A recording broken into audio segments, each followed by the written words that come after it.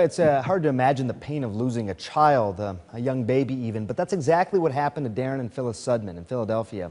The cause was sudden cardiac arrest from a heart condition that usually goes overlooked until it's too late. But there is a way to catch it in time. Darren and Phyllis Sudman had a happy family life until their 3-month-old son Simon was found dead in his crib.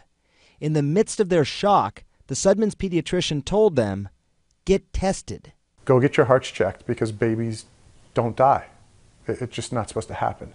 They were in for another shock. Phyllis was diagnosed with a rare heart problem called long QT syndrome. It could have caused her heart to stop. She had none of the usual symptoms like unexplained fainting, but she unknowingly passed it on to Simon.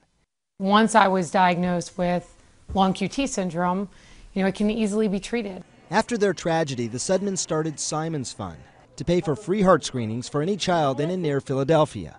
The fund estimates that sudden cardiac arrest is responsible for up to 15% of sudden infant deaths. It's also the #1 killer of student athletes. Every time we do a screening, we're potentially preventing that devastation from happening again and again and again. Last year, with the help of the Sudmans, Pennsylvania became the first state to require education on sudden cardiac arrest for coaches, trainers, student athletes, and their parents.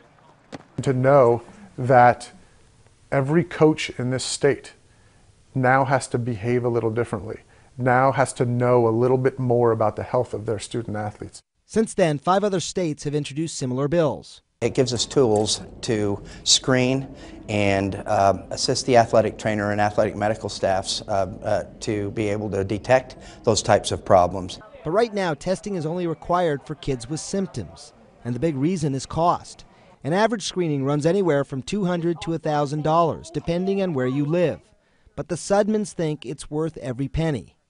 The screening starts with an electrocardiogram, or EKG. That's only a first step. If it finds an abnormality, doctor's likely going to recommend a more thorough exam. Now, there are programs like Simon's Fund across the country that's going to subsidize costs for young athletes, so check with your pediatrician about this.